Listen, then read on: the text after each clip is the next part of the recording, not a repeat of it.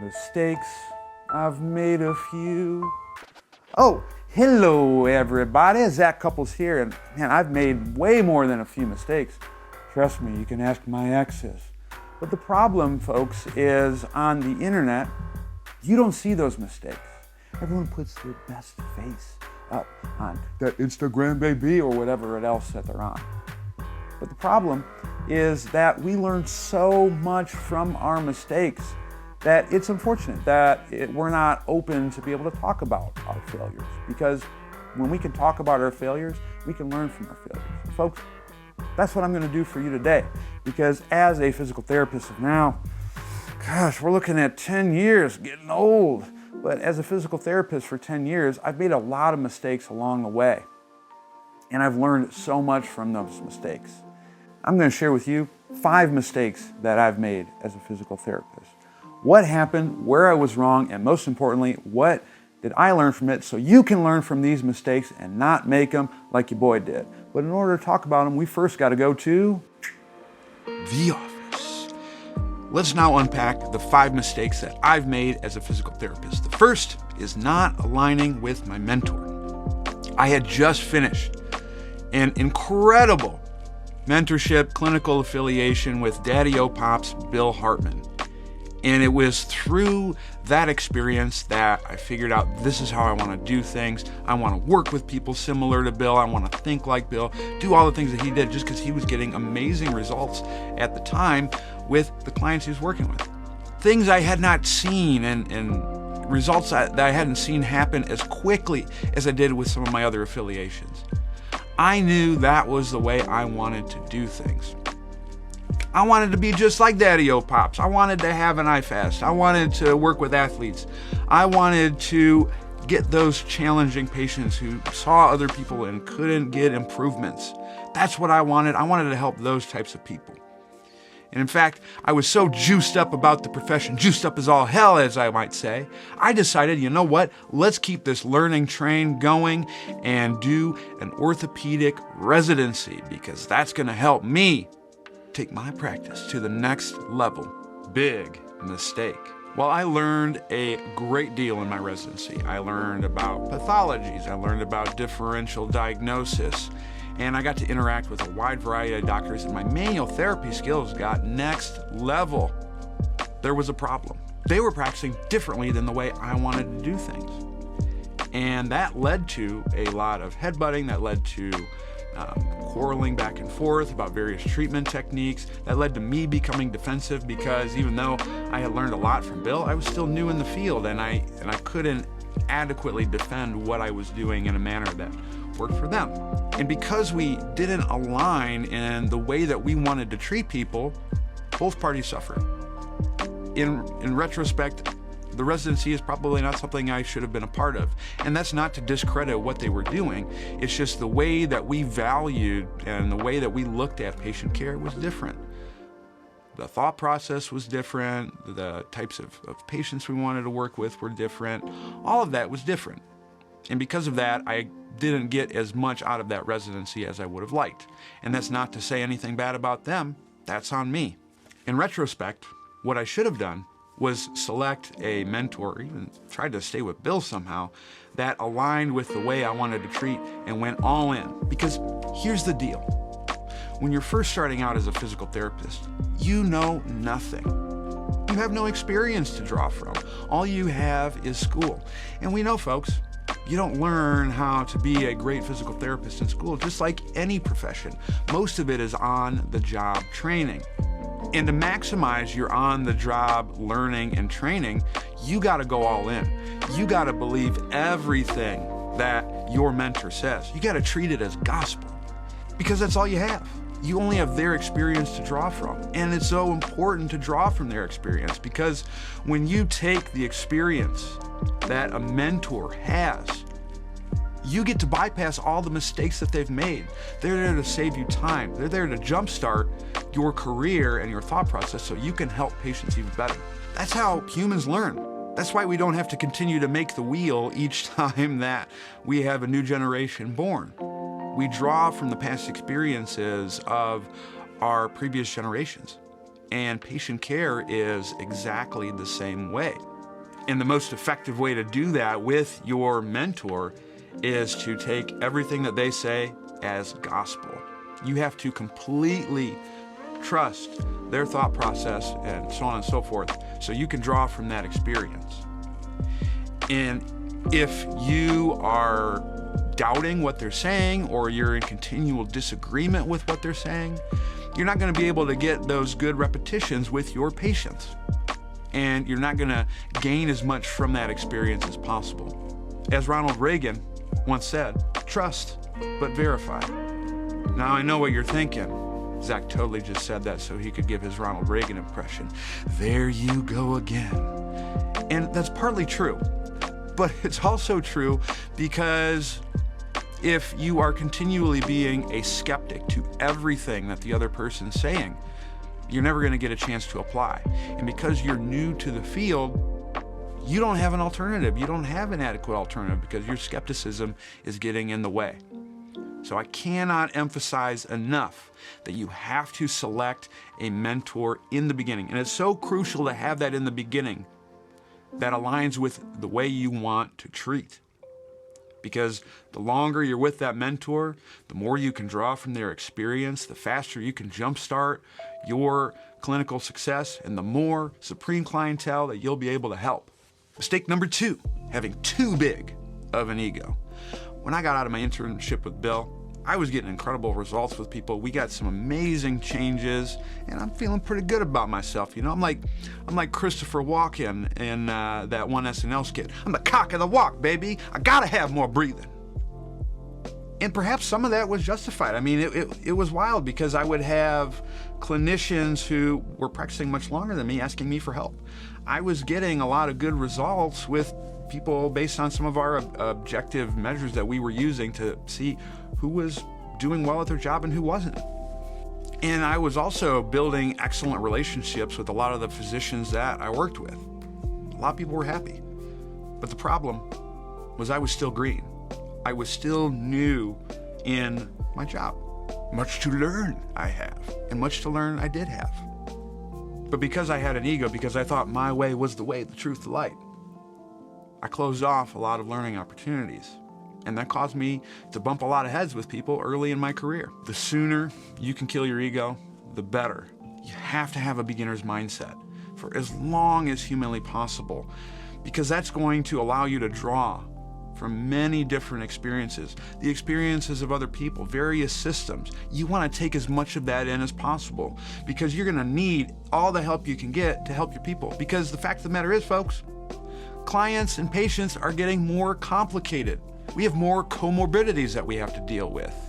We have people who are stressed to the gills, have psychological problems, have complex movement limitations. There's a lot going on. You're going to need all the help that you can get, and you don't want your ego to get in the way with that. As I had mentioned in the previous mistake, you have to trust but verify. If someone says something that maybe you disagree with, think, oh, okay, that's true. I'm going to do all that I can to make that thought process as strong as humanly possible so I can best understand it. So you're going to research things about whatever that person said. You're going to do thought experiments to see, hey, could this work in this situation? You might even try some of it with patients in a safe manner so you're not harming the patient or yourself, a safe to fail experiment. We call this steel manning the other person's argument or thought process. You want to grasp the concept that they're talking about so well and be able to repeat it back to them in a manner that they might say, dang, I wish I had said it that way. If you can do that, then that's going to allow you to better poke holes and see where the limitations are of that person's thought process. And that's only going to help both of you get better. But the only way that you can do that is by crushing your ego as soon as possible. Do not close off any learning opportunity. Mistake number 3, ignoring patient preference. As you might know, I'm way into this breathing stuff. In fact, research out there shows that if you don't breathe, you're gonna die. So it's kinda, sorta a big deal. And especially early in my career, everybody was breathing. You get breathing, this person gets breathing. I was like a physical therapy Oprah Winfrey, if you know what I'm sizzling. But then I treated this nurse. And I remember this, I'll never forget this person. She was coming in to see me with neck pain, and I looked at everything, because that's what I do. We're gonna take a look at everything on you just to see where you can and can't move. And we did some simple breathing-based drills, and she got some improvements. And I'm like, cool, this is gonna go swimmingly. And then she talked to her doctor friend, said that what I was doing was complete BS. And that's when things started to go wrong. From here, we had a tumultuous relationship. I was trying to do some breathing-based stuff. I was testing a lot of different places, and I could sense the frustration. And she talked to me. She's like, Zach, you've looked everywhere but my neck. I want you to do something to my neck. I want you to touch my neck. But because I was like, oh no, this is what you need to do. The rigidity in my thinking, my inability to reach and connect with that patient led to me not getting a good outcome, and she inevitably worked with someone else. Even though I did my darndest to educate her on why I was doing what I was doing and how we had gotten improvements in the first session, so on and so forth. But I still failed. And no doubt, some of my failure came from not educating her in the best manner possible. And maybe I didn't choose the best exercises. I might not even coach her as good as I could have. But I think the most important thing that led to me failing with this patient was ignoring her preferences. You can have the most amazing treatment plan, the most up-to-date evidence-based techniques. You can think, I'm gonna explain the snot out of pain here, and I'm gonna get a good success with this person. But no plan of care survives contact with the patient. I was speaking with Bill one time, and he said the hardest part about working with patients is the human component, because he gets the movement side of things. And it's so true. Patient care is messy. Dealing with humans is messy, because it's not like working with a car where you just fix this part and life is good. You're dealing with emotions, genetics, past experiences, beliefs, thoughts about what's going on, how they like to be helped. All of this clouds the plan of care, and it's something that can't be ignored. At the same time, how can we set up a treatment plan that gives them what they need? Because I'll tell you what, some patients, if all they want is ultrasound, their outcome is going to be sorely limited. How can we balance giving patients what they need while also giving them what they want? I think you can do so by 4 steps. Step 1, shut up. Listen to them, hear their stories. You have to make the people that you're working with feel heard, understood, and validated. If you're interrupting them while they're talking about what's going on within the first 10 seconds, you're not going to build a good relationship with them. And that's all that we're doing as providers, is we're building relationships with people. Second, you have to address their fears. Look at the area in question. Rule out any potential red flags. Touch them. They want to be touched, felt. Make sure that the area that's hurting is safe. And you're going to educate them on what your findings are. Tell them what you think is best, what you're going to do. Educate them on the game plan of how the stuff that you're going to do is going to help them reach their ultimate goal. Whether it's walking to pick up mail pain-free, playing a sport at a high level, or simply being able to turn their head without pain. And the way you're going to finish the job is to ask them if they have any questions. You want to address any concerns, fears, or unanswered things that they may have that might limit their ability to get the most out of working with you. If you do those 4 things, you're going to maximize trust with your client, and that's going to enhance your chances of having a good outcome. Lastly, if there's something they want, whether it's hands-on work, ultrasound, anything, give it to them as long as it's not going to hinder their progress. If you spend 5 minutes doing some manual technique that maybe isn't going to help, but it reassures them that they're getting what they want and it's not detracting from your care, do it. Then that's going to help you build trust, and then you can give them the stuff that they need. Mistake number 4, being afraid to give recommendations. I was working with this person who was having a lot of pain and tension throughout their body, and I was doing a bunch of stuff, and we get some improvements, but nothing was really long-lasting. And so I decided, okay, there's got to be something else going on. I'm going to start moving upstairs. I always get a little scared when I go upstairs because it's just a huge rabbit hole. As you seen from some of my previous posts on me getting, my palate expanded, all this stuff. There's a lot going on. And I evaluated this guy, and he has significant tongue tie, and my heart sank. I was like, crap. This guy probably needs to get his tongue tie released because that might be impeding his jaw range of motion, neck range of motion. What do I do? So I overcame my fear and I told him. I said, hey, you have a fairly significant tongue tie. I think you probably need to get this checked out by someone. And much to my surprise, he did. And he ended up getting them released, got some decent improvements in symptoms. And the mistake I made here was not telling him sooner. Had I checked that sooner and potentially made that recommendation a lot sooner in the care, would have gotten him better faster, or would have saved him time, money. But the problem was I let my preconceived beliefs get in the way. You don't know what your patients are going to be willing to do to get better. You have to provide them recommendations. There's another example of where I was working with a golf instructor, and he was dealing with elbow pain. And it hurt with golf. And so I knew that was his job. So I neglected to make the recommendation that he might need to lay off golf. And so we did a bunch of stuff treatment-wise, did some hands-on, did some exercise, so on and so forth, and he would feel better every time he came into PT. But as soon as he went back, things got worse. Why? Because he kept golfing. And that was the thing that was hurting him. And while in this case, I took into consideration patient preference. He wanted to keep golfing. Cool. Where I neglected with this person was providing recommendations that were going to help him best be successful within physical therapy. Because in that situation, his patient preference was the rate limiting step to him getting better.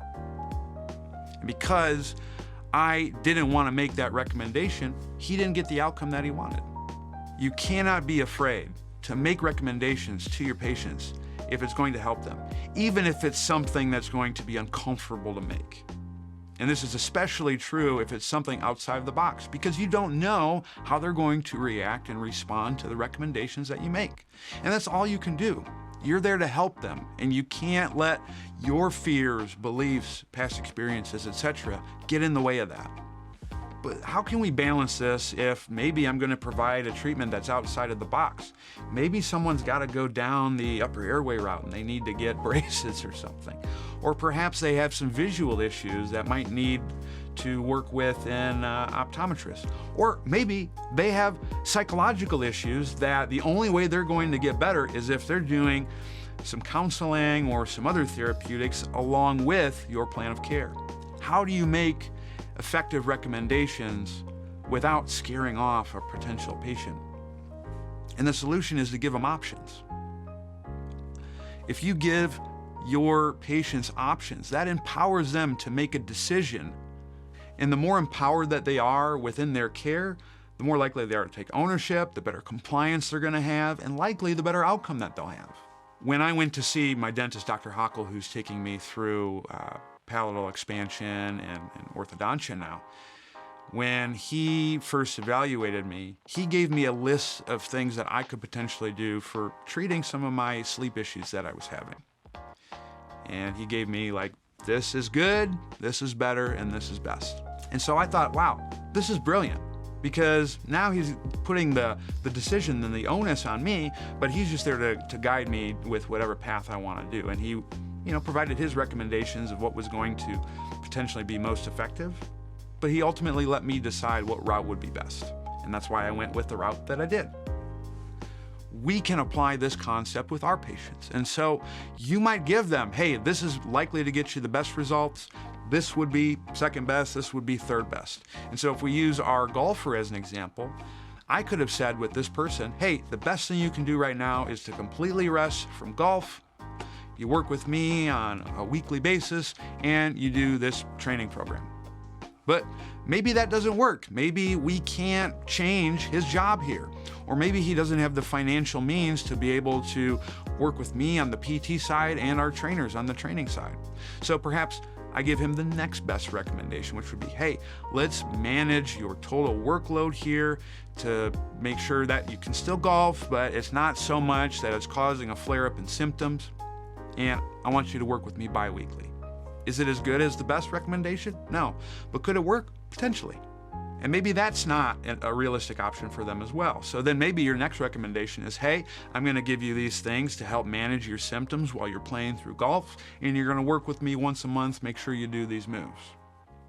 Now I've given the patient a wide variety of options to choose from, not too wide that they can't make a decision, but enough options to at least help them make a decision that aligns best with where they're at currently in their life and what they're willing to commit to. Making sure that as you make those recommendations, you're also realistic about what's going to be the most successful, likely. But ultimately, any of these options that I mentioned for this particular patient could work. We don't know. We don't know what's going to be the thing that's going to be most effective for anyone that we're helping. When working with patients, we're constantly dealing with uncertainty, and it's something that we have to accept. We're never going to know what's going to be the thing that gets them the ultimate results. But if you can give them options and put the onus on them and give them power to make decisions about how to best help themselves, then your chances of getting a good outcome are that much greater. The last mistake, mistake number 5, is relying too heavily on any one system. Early in my career, I was really heavy into neurodynamics. I loved them. Oh gosh, I loved learning about the nervous system. It was so cool. And so everybody was getting a lot of neurodynamic stuff. And I remember I was working with this one person who was getting some pain down his arm. And I was doing, sliders, gliders, tensioners. Of course, since all the neurodynamic people are from Australia, you got to talk an Australian accent while you do it. But I was doing this stuff, and the guy got some decent improvements in his symptoms. But then one of my colleagues came in, and he checked him out, and crap, he was missing 30 degrees of shoulder external rotation. Did some stuff to get the ER back, and boom, symptoms were way better. Oops. And then I was in basketball. I was working with one of these players, and he was dealing with a lot of various aches and pains because playing pro basketball is kind of tough on your body. And I was doing a lot of my breathing-based interventions. We did this, this, and this, but the problem was the changes weren't sticking. So, of course, like any reasonable person, I thought, well, heck, let's go talk to a dentist and see if we can get this fixed. Of course, ignoring that he was playing tons of games, didn't move well under load, and was under training. Oops. The issue with both of these stories is I was being myopic. I had blinders on. I was only looking at the person that I was working with through one lens, ignoring all the other potential factors that could be contributing to the issues that this person was dealing with. And because of that, I failed in both of these circumstances. It wasn't until I was in the D-League that my blinders came off. Because when I was in the D-League, I had to manage a lot more variables. I had to manage rehab, training, nutrition, sometimes load management, sleep, all of this stuff. And what I found was by managing more variables, I was able to make a bigger impact on a lot of the players. And we were able to help get people back faster, help keep them healthier for longer periods of time, all of those things that could influence their performance and health.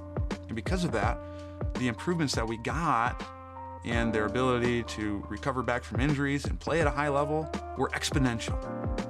And the reason why they were exponential is because I could impact many more variables without going to the fringe ends of any one system. And although I think to learn the most and get the most out of any one system, method, treatment technique, performance technique, anything, you have to go all in.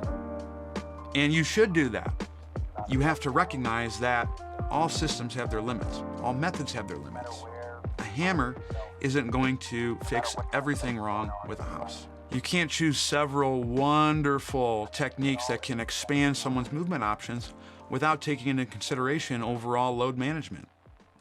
At the same time, you can't just expect to change someone's squat stance if they have a significant movement restriction and hope that that's going to fix things.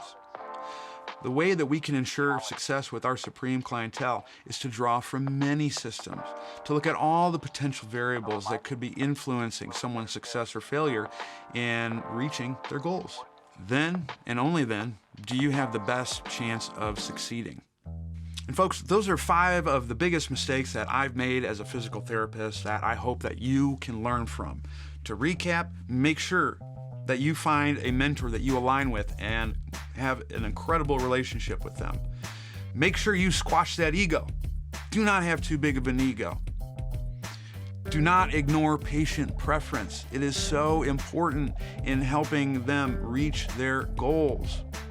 Do not be afraid to make recommendations, even if it's an unpopular thing to do. And lastly, recognize that no one system has all the answers. You have to draw from many systems in order to maximize the success rate of your supreme clientele. And that's how you can learn from 5 mistakes that I've made as a physical therapist. If you like this type of content, you find it useful, please share it, like it, subscribe, do everything you can, because it's going to tell me, hey, you want more of this? Don't worry. Big Z will get you covered. Thank you so much for tuning in. You've been an outstanding audience. Keep it real, but not to the extent where things go wrong. Stay hungry, stay learning, stay moving, and I'll see you next time. Deuces.